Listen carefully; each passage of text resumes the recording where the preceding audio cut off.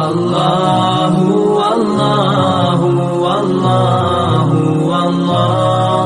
اللہ اللہ رب اشرح لي صدري ويسر لي امري واحلل عقدة من لساني يفقهوا قولي سبحانك لا علم لنا الا ما علمتنا انك انت العليم الحكيم. اعوذ بالله السميع العليم من الشيطان الرجيم من همزه ونفخه ونفثه. بسم الله الرحمن الرحيم. واتبعوا ما تتلو الشياطين على ملك سليمان وما كفر سليمان ولكن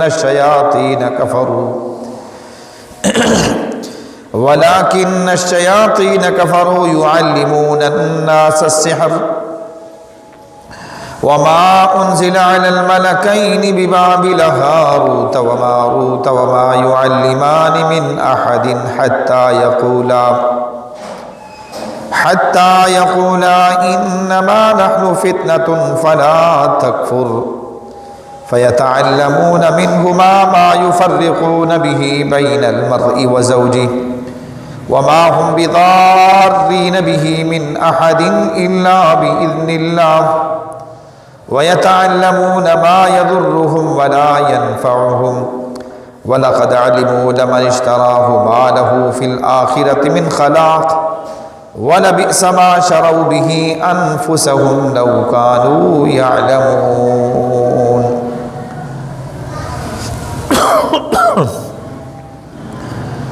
احباب دی وقار، حمد و ثنا اللہ خالق کائنات مالک ارض و سما کی ذات و برکات کے لیے لائق و زیبا ہے. درود و سلام جناب محمد الرسول اللہ صلی اللہ علیہ وعلا آلہ وصحبہ وسلم پر. حمد و ثنا اور درود و سلام کے بعد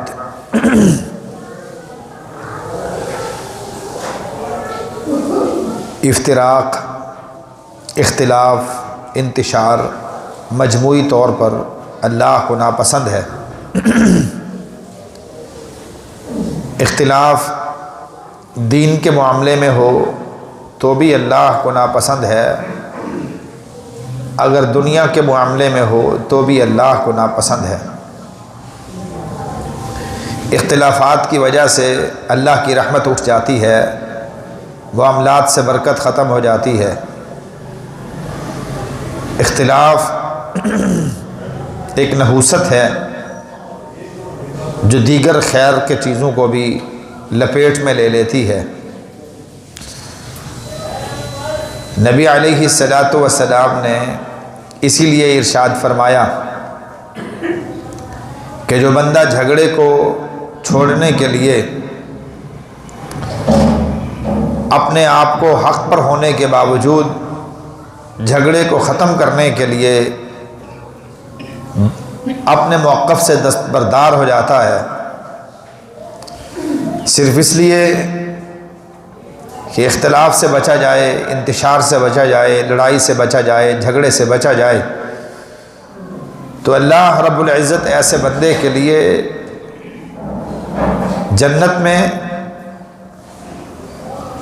جنت کے درمیان میں ایسے بندے کے لیے اللہ رب العزت گھر تعمیر کر دیتا ہے.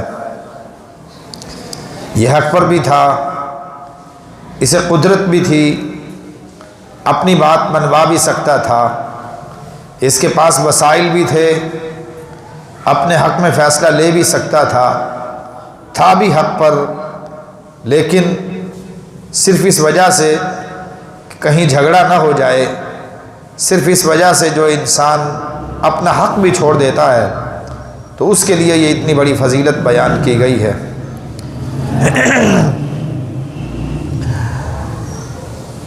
میں عرض یہ کر رہا تھا کہ یوں تو تمام کے تمام اختلافات اللہ کو ناپسند ہیں اور برکت ان کے ذریعے سے ختم ہو جاتی ہے اور انتہائی خطرناک نتائج وہ انسان کو ان کے ذریعے سے بھگتنا پڑتا ہے۔ لیکن یہی اختلاف اگر میاں بیوی کے درمیان ہو جائے تو اس کے اثرات، ان کے خطرات وہ بھی محتاج بیان نہیں ہیں۔ شیطان کی یہ بہت بڑی کوشش ہوتی ہے کہ مسلمانوں پر ان کے معاملات کو خراب کیا جائے۔ میں نے پچھلے چند جمعہ پہلے شیطان ہماری دنیا کو خراب کرنے کی کتنا کوشش کرتا ہے اس موضوع پر چند گزارشات پیش کی تھیں،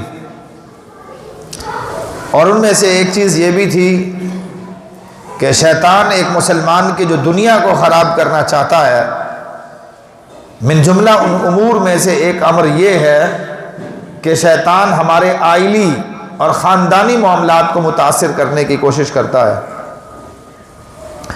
میاں بیوی کے درمیان افتراق اور انتشار پیدا کرتا ہے۔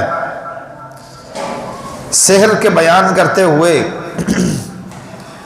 اللہ رب العزت یہ ارشاد فرماتے ہیں کہ فَيَتَعَلَّمُونَ مِنْهُمَا مَا يُفَرِّقُونَ بِهِ بَيْنَ الْمَرْءِ وَزَوْجِهِ، کہ جادوگروں سے یہودی جو جادو سیکھتے تھے، ان جادو کی ان من جملہ قسموں میں سے ایک قسم یہ تھی کہ وہ ان شیاطین سے یہ سیکھتے تھے کہ خاوند اور بیوی کے درمیان انتشار اور افتراق کیسے پیدا کیا جا سکتا ہے۔ گویا میاں اور بیوی کے درمیان جو افتراق پیدا ہوتا ہے، جو اختلاف پیدا ہوتا ہے، اس میں شیطان کا بڑا دخل ہوتا ہے۔ شیطان وہ افتراق اور انتشار پیدا کرتا ہے۔ حضرات، حدیث میں آتا ہے، نبی علیہ السلام ارشاد فرماتے ہیں کہ شیطان اپنا تخت پانی پہ بچھاتا ہے، اور پانی پہ تخت بچھا کر وہ اپنے تمام تر ایلچیوں کو بلاتا ہے۔ آواز ٹھیک نہیں ہے کر سب۔ وہ اپنے تمام تر ایلچیوں کو بلاتا ہے، ان سے پوچھتا ہے کہ آج کے دن تم کیا کارنامہ سر انجام دے کے آئے ہو۔ شیطان کا ایک چیلا اٹھتا ہے اور اپنی کارگزاری شیطان کے سامنے پیش کرتا ہے کہ آج کے دن میں نے یہ کام کرا لیا، یہ کرا لیا۔ بالفرض میں نے ایک مسلمان پر اسے جھوٹ بلوا دیا، اس سے ایک مسلمان کی غیبت کرا دی، لوگوں کے معاملات خراب کر دیے۔ شیطان اسے کہتا ہے ما فعلت شیئا، تو نے کچھ بھی نہیں کیا۔ یہ کون سی بڑی بات ہے کہ تو کسی مسلمان سے کوئی گناہ کرا کے آیا ہے۔ دوسرا اس کا چیلا اٹھتا ہے اور اسے کہتا ہے کہ میں نے آج کے دن میں میاں بیوی کے درمیان افتراق کرا دیا ہے، میاں بیوی کو لڑا کے آیا ہوں۔ شیطان اسے کہتا ہے ابلیس کہ تو نے اصل کرنے والا کام کیا ہے، کہ تو نے جو معاملہ کیا ہے، اب اس معاملے کی نحوست، میاں بیوی کے افتراق، اس کی نحوست، اب اس کی وجہ سے ان کی اولادیں بگڑیں گی، اس کی وجہ سے ان کے خاندانوں میں انتشار پیدا ہوگا، اس کی وجہ سے غیبتوں کا سلسلہ شروع ہوگا۔ لڑکی میکے جا کے بیٹھ جاتی ہے، لڑکا اپنے گھر ہوتا ہے، جتنے دن تک افتراق و اختلاف چلتا رہے، غیبت کا بازار گرم رہتا ہے، اب وہ اپنے گھر میں بیٹھ کر ان کی غیبتیں کرتے رہتے ہیں، اور یہ اپنے گھر میں بیٹھ کر ان کی غیبتیں کرتے رہتے ہیں۔ اولاد، دین، دنیا، ایک ایک چیز متاثر ہوتی ہے۔ گویا کہ میاں اور بیوی کا اختلاف اور افتراق، یہ جو شیطان کرتا ہے، گویا کہ اس نے اب گناہوں کا دروازہ کھول دیا ہے. اب اس سے غصہ بھی بڑھے گا، وہ بھی شیطان کی طرف سے ہے. اس سے غیبتیں بھی بڑھیں گی، وہ بھی شیطان کی طرف سے ہیں. اس سے تہمتوں کا بازار بھی چلے گا، وہ بھی شیطان کی طرف سے ہے. اس سے لڑکی والا اپنے اعتبار سے غصے میں رہیں گے، لڑکے والے اپنے اعتبار سے غصے میں رہیں گے، اور یوں یہ سلسلہ ہمیشہ کے لیے چلتا رہے گا. حضرات، اسی لیے نبی علیہ الصلاۃ والسلام نے حجۃ الوداع کے خطبے میں ارشاد فرمایا تھا، الا واستوصوا بالنساء خیرا، خبردار عورتوں کے معاملے میں بھلا کرتے رہنا، عورتوں کے معاملے میں اللہ سے ڈرتے رہنا. یہ عورتیں اللہ نے تمہیں ان کے اوپر حاکم بنا دیا ہے. اور یہ حدیث میں آتا ہے، نبی علیہ الصلاۃ والسلام نے ارشاد فرمایا، یہ ٹیڑھی پسلی سے پیدا کی گئی ہیں. ان عورتوں کو ٹیڑھی پسلی سے پیدا کیا گیا ہے. اب آج کل ہماری جو یہاں پر ایک ضمناً بات کہتا ہوں، جو حقوق نسواں کی تحریکیں چلی ہوئی ہیں، انہیں اس بات پہ بھی اعتراض ہے کہ اسلام عورت کو ٹیڑھا قرار دیتا ہے. عورت کے بارے میں یہ کہتا ہے عورتیں ٹیڑھی پسلی سے پیدا ہوئی، یہ ٹیڑھا مزاج رکھتی ہیں، ٹیڑھی سوچ رکھتی ہیں. یہ اسلام نے ہماری بڑی توہین کر دی ہے، ہمارے بارے میں ایسی باتیں کر دی ہیں. حضرات، میں یہاں پر ایک مختصر اس بات کی طرف اشارہ کروں، یہ عورت کا خامی بیان نہیں کی جا رہی، یہ عورت کی خامی کا ذکر نہیں کیا جا رہا، بلکہ اس کی فطرت کا ذکر کیا جا رہا ہے، اس کی طبیعت کا ذکر کیا جا رہا ہے. کہا انہا خلقت من ضلع، یہ پیدائشی طور پر اسی طرح کی ہیں، اور پیدا کرنے والا اللہ کی ذات ہے. ان کے ٹیڑھ پن کے اندر ان کی برائی نہیں ہے، ان کی فطرت کا بیان ہے، ان کا ٹیڑھا ہونا ان کا حسن ہے. آپ اس بات کو سمجھ لیں کہ جس طرح بعض چیزیں سیدھی خوبصورت لگتی ہیں، بعض چیزیں ٹیڑھی خوبصورت لگتی ہیں، مرد کا سیدھا ہونا مرد کے لیے حسن ہے، اور عورت کا ٹیڑھا ہونا عورت کے لیے حسن ہے. عورت بھی اگر مردوں کی طرح سنجیدہ ہو، اگر عورت بھی مردوں کی طرح بڑی دور رس تک دیکھنے والی ہو، پھر تو یہ دونوں ہم پلہ ہو کر بیٹھ جائیں. اور ایک عورت کو اللہ نے جو بھولا پیدا کر دیا ہے، جو اسی کی طبیعت میں ایک غفلت رکھی ہے، بلکہ قرآن مجید میں تو اللہ نے مومنوں کی صفت بھی، مومن عورتوں کی صفت یہ بیان کی ہے کہ والمؤمنات الغافلات، یہ غافل ہوتی ہیں. غافل ہونا، ان کا ٹیڑھا ہونا ان کی خوبی ہے. حضرت عائشہ رضی اللہ تعالی عنہ کے اوپر جب تہمت لگی، حضرت عائشہ رضی اللہ تعالی عنہ کے اوپر الزام لگا، نبی علیہ الصلاۃ والسلام تشریف لائے اپنے گھر میں. غالباً حضرت ام حبیبہ سے پوچھا کہ عائشہ کے بارے میں تم کیا جانتی ہو، عائشہ کے بارے میں تمہارا کیا خیال ہے؟ فرمانے لگی میں تو ان کے بارے میں صرف اتنا جانتی ہوں کہ وہ بڑی غافل ہے. یہ برائی بیان نہیں کی، یہ خوبی کا ذکر کیا کہ اگر عائشہ کے لیے اتنی بڑی بات کوئی منافق کرتے ہیں کہ نعوذ باللہ اس سے اتنا بڑا گناہ سرزد ہوا، یہ غافل عورتیں اس طرح کے گناہ نہیں کرتی. یہ تو بڑی ہوشیار اور چلاک عورتوں کا کام ہوتا ہے. وہ تو بڑی غافل عورت ہے، آٹا گوندھ کے رکھتی ہے اور بکریاں کھا جاتی ہیں. یہ تو اتنی بھولی ہے، یہ اتنی غافلہ ہے، اس سے اس طرح کے کام کی توقع نہیں کی جا سکتی. تو یہ غفلت ایک عورت کا حسن ہوتا ہے، یہ بھولا پن عورت کا اندر، اس میں ایک اللہ نے دلکشی رکھی ہے، اس کے ٹیڑھے پن میں اللہ نے حسن رکھا ہے. مرد کے لیے دل فریبی کا سامان اسی چیز میں رکھا ہے کہ وہ غافل ہے. مرد کے لیے یہ دلچسپی کا باعث ہوتی ہے یہ بات کہ اس کے اندر ٹیڑھ پن ہے، وہ بات کو جلدی سمجھتی نہیں ہے. تو یہ تو ایک عورت کی خوبی ہے، نہ کہ اس کی خامی ہے. حضرات، میں عرض یہ کر رہا تھا کہ اللہ کے نبی علیہ الصلاۃ والسلام نے ارشاد فرمایا کہ دیکھو ان کی فطرت میں اللہ نے ٹیڑھ پن رکھا ہے. اگر آپ ان کو سیدھا کرنا شروع ہوں گے، یہ ٹیڑھ پن تو ان کی فطرت میں ہے، اور فطری چیز کبھی بھی تبدیل نہیں ہوتی، ایک طبعی چیز تبدیل نہیں ہوتی۔ اگر آپ ان کے ٹیڑھ پن کو سیدھا کرنا چاہیں گے تو آپ اس کو توڑ بیٹھیں گے۔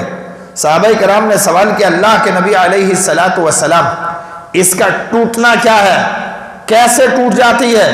نبی علیہ الصلوۃ والسلام نے فرمایا کسرھا طلاقھا، طلاق ہو جائے گی تمہاری۔ اگر تم یہ کہو گے بس میری زبان سے بات نکلے وہ فوراً عمل کر گزرے، بس ایک آرڈر دوں، جس طرح ملازم ہوتے ہیں اس طرح میری بات پر فوراً عمل ہو جائے، او بھائی ایسے ممکن نہیں ہے۔ یہ وہ تمہارے گھر کا حسن ہوتی ہے، تمہارے گھر کا اللہ رب العزت نے تمہارے گھر کی آبادی کا باعث ان کو بنا دیا ہے۔ تمہاری اولاد ان کی مائیں ہوتی ہیں، تمہاری اولاد کو پالتی ہے، پوستی ہے، بس اسی چیز کا انہیں ناز ہوتا ہے کہ ہماری بھی کوئی حیثیت ہے، ہم ان کے بچوں کو پالنے والی، ان کے بچوں کو پیدا کرنے والی، ان کی نسل کو آگے بڑھانے والی ہمارا بھی کوئی حق ہے۔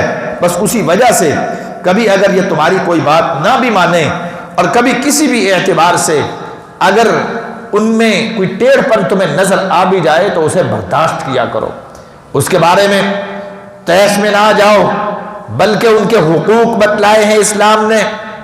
اگر اسلام میں میاں اور بیوی کے جو حقوق کا تذکرہ کیا گیا ہے، اگر ان حقوق کی پاسداری کی جائے تو کبھی اختلاف کا شائبہ تک نہیں ہوتا۔ نبی علیہ الصلوۃ والسلام نے ارشاد فرمایا، آپ صلی اللہ علیہ وسلم فرماتے ہیں ایک آدمی کے ذمے یہ ہے کہ ان تطعمها اذا طعمت وتكسوها اذا اكتسيت ولا تضرب الوجه ولا تهجرها الا في البيت۔ کیا خوبصورت نظام دیا، آئلی نظام، اس سے زیادہ خوبصورت کوئی آئلی نظام پیش نہیں کیا جا سکتا۔ نبی علیہ الصلوۃ والسلام ارشاد فرماتے ہیں کہ یہ عورت کے حقوق میں سے ہے کہ جیسا خود پہنتے ہو ویسا ان کو پہناؤ۔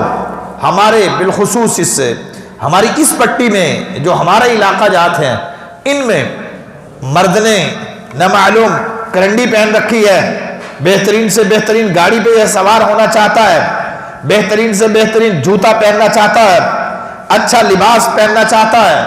عورتوں کے بارے میں ہم یہ سوچتے ہیں ان کی ضرورت ہی کیا ہے، انہوں نے گھر میں ہی بیٹھنا ہے، نہ انہیں اچھے کپڑے کی ضرورت، نہ انہیں اچھے جوتے کی ضرورت، نہ انہیں اچھی کوئی چیز استعمال کرنے کی ضرورت، نہ انہیں سواری کی کوئی ضرورت۔ اے اللہ کے بندے، نبی علیہ الصلوۃ والسلام نے ارشاد فرمایا ان تطعمها اذا طعمت، جب جیسا خود کھاتے ہو ویسا ان کو بھی کھلاؤ۔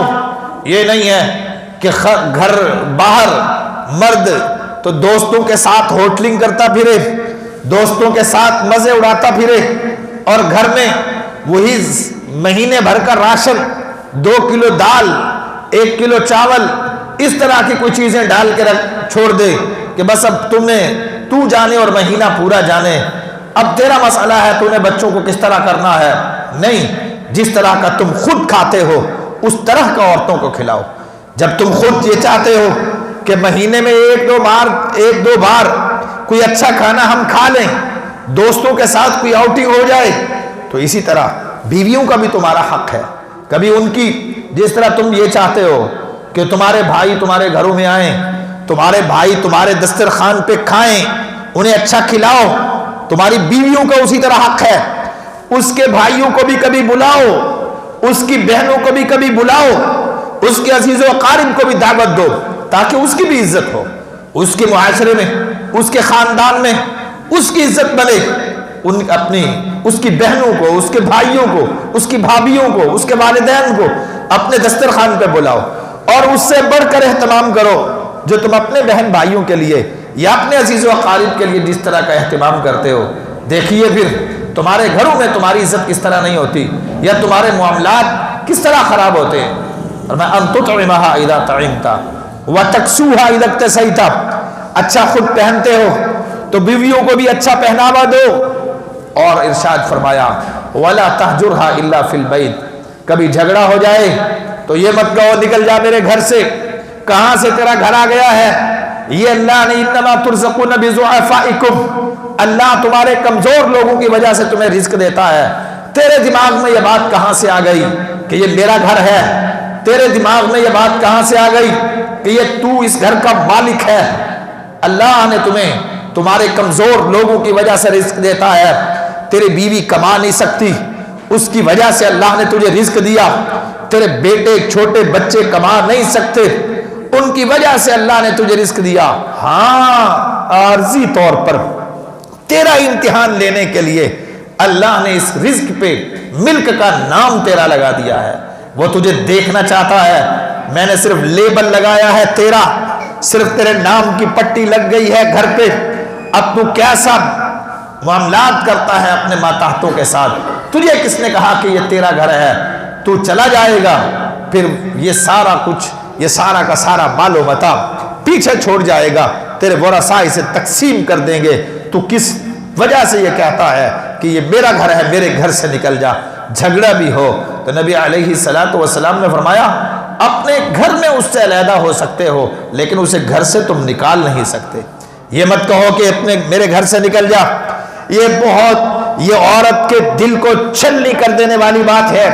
وہ اپنا والدین کو چھوڑ کے تیرے گھر کی زینت بنی، تیرے بستر کی زینت بنی، تیرے بچوں کی ماں بنی، تیری نسل کو آگے بڑھایا۔ آج تو یہ کہتا ہے کہ یہ میرا گھر ہے اور تیرا اس گھر میں کسی قسم کا کوئی دخل نہیں ہے، تیرا اس گھر کے اندر کوئی حصہ نہیں ہے، تیرا اس گھر میں کوئی ملک نہیں ہے۔ جتنا تو مالک ہے اتنا اس گھر کی تیری بیوی مالک ہے۔ ہاں، اللہ نے تجھے یہ اعزاز بخشا ہے مرد ہونے کے ناطے کہ اس پہ نام کی پٹی تیری لگتی ہے، ورنہ ملک کے اندر جتنا تو مالک ہے جتنا وہ مالک ہے۔ اسے یہ مت کہو کہ میرے گھر سے نکل جا، اس کو اپنے گھر سے مت نکالو۔ ولا تقبح، اس کی رسوا مت کرو، اسے برے القابات سے مت پکارو۔ ولا تضرب الوجه، غصہ آ گیا ہے اس کے چہرے پہ مت مارو۔ یہ اللہ رب العزت نے اس چہرے کو نبی علیہ السلام نے فرمایا اپنے ہاتھوں سے پیدا فرمایا ہے، اس کے چہرے پہ مت مارو۔ یہ حقوق ہے۔ اگر ہم خواتین کے ان حقوق کو ادا کرتے رہیں تو سوال ہی پیدا نہیں ہوتا کہ کبھی ہمارے گھروں میں انتشار ہو یا افتراق ہو۔ اللہ رب العزت ارشاد فرماتے ہیں ہن لباس لکم وانتم لباس لہن۔ اس آیت پہ کبھی غور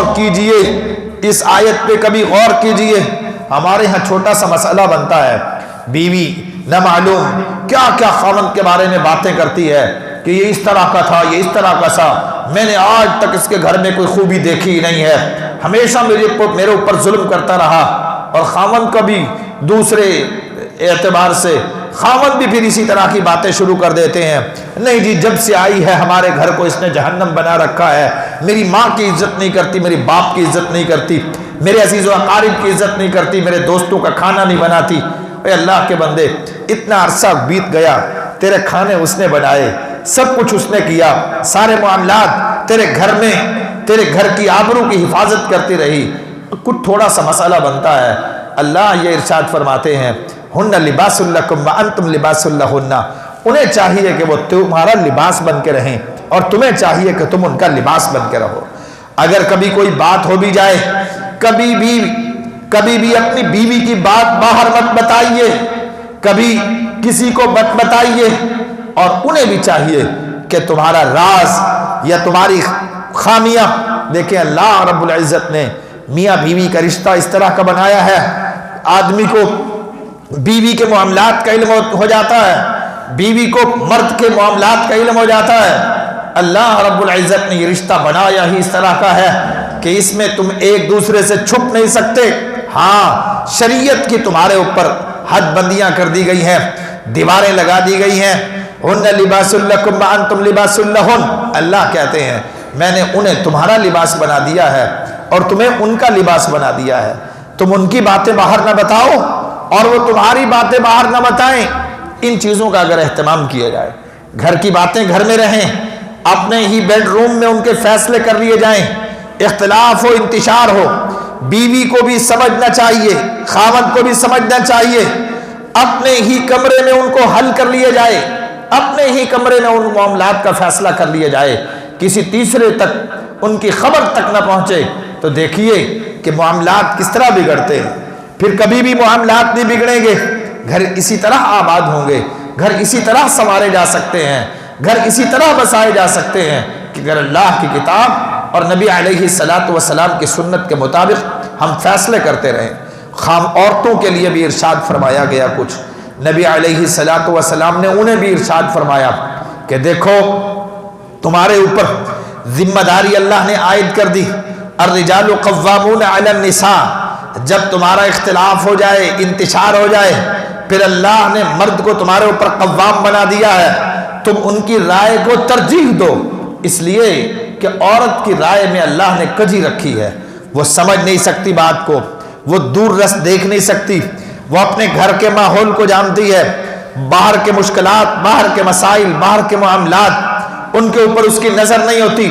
پھر یہ چاہیے کہ عورت اپنے مرد کو ترجیح دے اور اپنے مرد کے فیصلے کے اوپر قائم رہے، اپنے معاملات اس کے سپرد کرتی رہے، اور اس کی ذمہ داری یہ ہے کہ نبی علیہ السلام نے ارشاد فرمایا اس کی ذمہ داری یہ ہے کہ وہ اس کے گھر کی چار دیواری میں، گھر کے آنگن میں جس کو اس کا خاوند پسند نہیں کرتا وہ اس کو اپنے گھر میں نہ آنے دے، خاوند کی پسند نہیں ہے تو گھر میں نہ آنے دے، اس کی عزت کی، اس کی آبرو کی حفاظت کرے، اور ان کے معاملات اور ان کے عزت و آبرو کی حفاظت کرنے کے ساتھ ساتھ جو حدیث کے الفاظ وہ یہ ہیں کہ نبی علیہ السلام نے ارشاد فرمایا اذا نظر الیہا سرت ہو، اگر مرد دیکھے تو عورت ایک ہی نظر میں اس کا دل موڑ لے، اذا نظر الیہا سرت ہو، اسے دیکھے، مرد اگر اسے دیکھے تو مرد کو عورت خوش کر دے، اذا نظر الیہا سرت ہو، اس کے لیے ایسا زیب و زینت اختیار کرے جیسی وہ چاہتا ہے، جہاں تک اللہ کے احکام کے منافی نہ ہو۔ ہاں اگر مرد یہ کہتا ہے کہ تم غیر شرعی طریقے سے زیب و زینت اختیار کرو، مثال کے طور پہ ابرو کے بال بناؤ جسے ہم آج کل تھریڈنگ کہتے ہیں، یا اس طرح کے جو غیر شرعی چیزیں ہیں جنہیں شریعت روکتی ہے، ایسی چیزوں کی اطاعت نہ کرے، کیونکہ لا طاعت لمخلوق فی معصیت الخالق، اذا نظر الیہا سرت ہو، آدمی دیکھے تو ایک ہی نظر میں اسے خوش کر دے، اس کو سامنے مسکراہٹ سے جواب دے، یہ نہ ہو کہ آدمی بات کرتا رہے، آدمی اس سے چاہتا ہو کہ اس کے لیے خوشی کا سامان پیدا کرے اور وہ ہر وقت ہی اپنا منہ بنائے رکھے، یا اس کے لیے ہر وقت ہی کوئی سنجیدہ مزاجی کا ثبوت دیتی رہے، تو یہ چیزیں یہ بھی عورت کے لیے زیبا نہیں ہے۔ عورت کو چاہیے کہ مرد کا دل بہلاتی رہے، اذا نظر الیہا سرت ہو واذا امرها اطاعته، مرد اسے جو کام بتائے اس کی اطاعت کرے، اس حد تک کہ نبی علیہ السلام نے ارشاد فرمایا، حدیث میں آتا ہے اگر ایک مرد ایک عورت کو یہ حکم دے کہ تو اس کالے پہاڑ کے پتھر سفید پہاڑ پہ منتقل کر دے، اور اس سفید پہاڑ کے پتھر کالے پتھر پہاڑ پہ منتقل کر دے، مرد اگر حکم دے تو عورت کو چاہیے کہ اس حکم کی بھی تابعداری کرے۔ اب کوئی بھی نہیں کہتا کہ پہاڑ کے پتھر ایک سے دوسرے پہاڑ میں منتقل کر دو، اشارہ یہ دیا کہ بعض اوقات مرد کا کوئی حکم ایسا ہوتا ہے، عورت یہ سمجھتی ہے کہ یہ ایسا حکم ہے جو کسی بھی اعتبار سے معقول حکم نہیں ہے، عورت اپنے ذوق میں، اپنے خیال میں یہ سمجھتی ہے کہ مرد کا یہ آرڈر، مرد کا یہ حکم معقول نہیں ہے، لیکن بعض اوقات اس کی فہم میں کجی ہوتی ہے۔ اگر اس کو یہ اختیار دے دیا جائے کہ ٹھیک ہے معقول حکم کی ہی صرف تابعداری کرو، بس جس کو تم معقول سمجھے اس کی تابعداری کر، پھر ہر چیز کو ہی یہ غیر معقول کہیں نہ سمجھتی رہے، اسی لیے ارشاد فرمایا کہ اگر اس طرح کے احکامات بھی دے کہ جو تم ظاہراً تمہارے خیال کے مطابق وہ غیر معقول ہوں، اگر مرد انہیں معقول سمجھتا ہے تو اس کی اطاعت کرو۔ نبی علیہ السلام نے ارشاد فرمایا اللہ کے علاوہ کسی غیر کے لیے سجدہ جائز نہیں ہے، اگر کسی غیر اللہ کو سجدہ جائز ہوتا تو میں حکم دیتا کہ خاوند کو اس کی بیوی اور اس کی زوجہ سجدہ کرے۔ اتنا خاوند کے حقوق بیان کیے نبی علیہ السلام نے، اذا نظر الیہا سرت ہو واذا امرها اطاعت ہو، مرد اگر حکم دیتا ہے تو اس کی تابع داری کرے۔ آج کل نہ معلوم ہمارے آئلی نظام کو تباہ کرنے کے لیے یورپ کی بعض تنظیمیں اور کفر کے اشاروں پہ چلنے والی بعض تنظیمیں نہ معلوم کس طرح کے نئے نئے مفروضے گھڑ لاتی ہیں۔ دیکھیں جی، مرد کی خدمت کرنا تو عورت کے اوپر چلو ضروری ہے، لیکن عورت کے مرد کے ماں باپ کی خدمت کرنا، یعنی عورت کی خدمت کرنا، اس کے سسرال کی، اپنے سسرال کی عورت خدمت کرتی ہے ہمارے مشرقی معاشروں میں، تو یہ تو اسلام نے کہیں بھی اسے واجب نہیں کہا۔ اسے یہ عورت اپنے سسرال کی خدمت کس لیے کرتی ہے؟ اور میرے بھائی، اگر اپنے آئلی نظام کو بچانا چاہتے ہو تو اس طرح کے معاملات سے قطعاً متاثر نہ ہوا کریں۔ جب مرد کسی بات کا حکم دیتا ہے، اگر مرد یہ کہتا ہے کہ میرے والد کی خدمت تو نے کرنی ہے، مرد کے حکم کا پابند جب اسلام نے عورت کو کیا ہے تو اس کے اوپر واجب ہو جائے گا کہ اس کے والد کی خدمت کرے، اس کی والدہ کی خدمت کرے۔ پھر یہ سوچ کر کرے، یہ سوچ کر کرنا چاہیے کہ جس ایک گھر سے میں ادھر آئی ہوں، میرے گھر میں بھی کسی کی بیٹی ادھر گئی ہوگی، میری ماں کی بیٹیاں بھی اب اس کے گھر میں نہیں رہیں، میری ماں کی خدمت آخر کون کرے گا؟ یہ تو یہاں چاہتی ہے کہ اپنی ساس کی خدمت نہ کروں، لیکن اپنی بھابھی سے یہ توقع رکھتی ہے کہ وہ میری ماں کی خدمت کرتی رہے۔ یہ چاہتی ہے کہ میں اپنے سسر کے لیے کھانا نہ بناؤں، اپنے سسر کے کپڑے نہ دھوؤں، لیکن اپنی بھابھی سے یہ توقع یہ رکھتی ہے کہ میری بھابھی میری والد کے کپڑے بھی دھوئے، اس کے لیے کھانا بھی تیار کرے، اس کے جوتے بھی سیدھے کر کے اسے دے، سارا دن اسے بابا بابا بھی کہے، ابا جان بھی کہے۔ اپنی بھابھی سے یہ خاتون جب یہ توقع رکھتی ہے کہ وہ اس کے والدین کی خدمت کرتی رہے، تو پھر اس کے لیے بھی ضروری ہے کہ یہ بھی اپنے خاوند کو، والدین کو اپنا والدین سمجھے۔ یہی ہمارے معاشرے کا حسن ہے، یہی ہمارے معاشرے کی خوبی ہے، یہی ہمارے معاشرے کی تزیین ہے، یہی ہمارے معاشرے کی زینت ہے۔ اسی سے ہمارے گھر آباد ہو سکتے ہیں۔ میں نے جو گفتگو اپنے آغاز میں جو بات کی وہ یہی تھی۔ لوگوں، یہ شیطان یہ چاہتا ہے کہ ہماری دنیا کو بھی خراب کرے، ہماری آخرت کو بھی خراب کرے، اور دنیا کو خراب کرنے کا ایک بہت بڑا ذریعہ شیطان کا یہ ہے کہ ہم ہمارے آئلی اور خاندانی نظام کو تباہ کرنا چاہتا ہے، اور وہ یہ چاہتا ہے کہ جب ان میاں بیوی کے درمیان انتشار و افتراق ہوگا، اس سے ان کی اولادیں بگڑیں گی، خاندانوں میں انتشار ہوگا۔ لہٰذا بیویوں کے حقوق ادا کرتے رہیں اور بیویوں کو نصیحت کرتے رہیں، فعظوہن، انہیں نصیحت کرتے رہیں کہ وہ بھی اپنے گھروں کو گھر سمجھیں۔ اللہ رب العزت اسی طرح اپنی بیٹیوں کو، اپنی بہنوں کو، انہیں بھی یہ نصیحت کرتے رہیں کہ وہ جن گھروں میں گئی ہیں ان گھروں کی عزتوں کا خیال رکھیں، ان گھروں کے معاملات کا خیال رکھیں، انتشار سے بچائیں، افتراق سے بچائیں۔ اتفاق میں اللہ نے برکت رکھی ہے، انتشار جس گھر میں پیدا ہو جاتا ہے وہاں برکت ختم ہو جاتی ہے، وہاں اختلافات کی نحوست کی وجہ سے سارے کے سارے کاروبار کی حد تک، یہاں تک کہ اولاد کی حد تک تمام کے تمام معاملات متاثر ہو جاتے ہیں۔ اللہ ہمارا حامی و ناصر ہو۔ اقول قولی ھذا استغفر اللہ لی ولکم ولسائر المسلمین وآخر دعوانا الحمد للہ رب العالمین۔